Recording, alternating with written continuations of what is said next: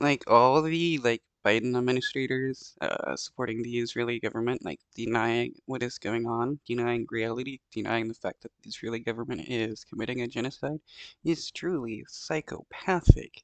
I mean, the Biden administration will admit that the Israeli government is committing war crimes and human rights violations, and then deny that they're committing a genocide when that is what is happening, when the Israeli government has been open about it. When Bibi talks about killing every single man, woman, and child, like in the story of the Amaleks, that's calling for genocide. When the uh, ministers call for uh, displacing as many Palestinians as possible, that's genocide.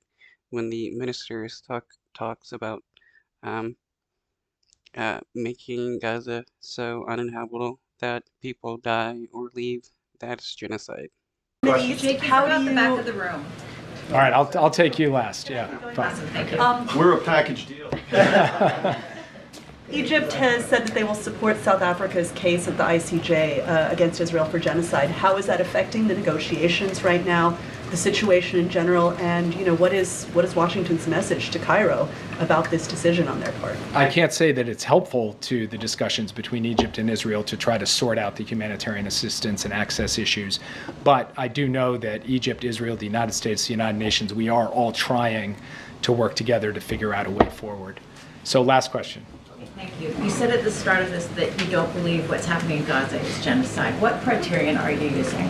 We're using the internationally accepted term for genocide, which includes a focus on intent. And it's not just me standing here at this podium. In the context of this International Court of Justice case at The Hague, the United States actually made a presentation backed up by legal analysis, which I would invite you to read because it lays out all of those criteria. Francesca Albanese, the special.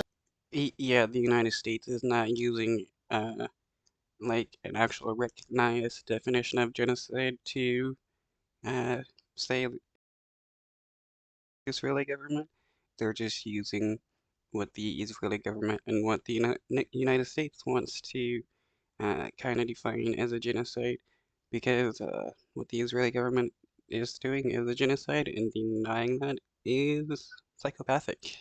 UN Rapporteur on Human Rights in Palestine presented one in March. She presented it in Geneva. The three criteria she used, citing international law, 3 acts: Israel's intent to destroy national, ethnic, racial, or religious groups, serious bodily or mental harm to a group, inflicting on a group conditions of life calculated to bring physical destruction in whole or in part, within imposing measures intended to prevent birth within the group, process of erasure of the native Palestinians. So those 3 things are happening.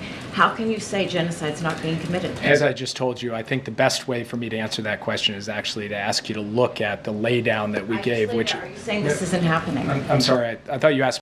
I mean, people can look at the UN definition of genocide and see that the Israeli government is committing genocide, especially when the ministers are pretty open about what they want to do, committing genocide, where that shows intent. Me how I can say it. I'm saying I'd like you to look at the United States' I just did. I'm asking you saying this isn't happening. Do you mind if I finish answering your question before you interrupt? Are you saying that she's a liar?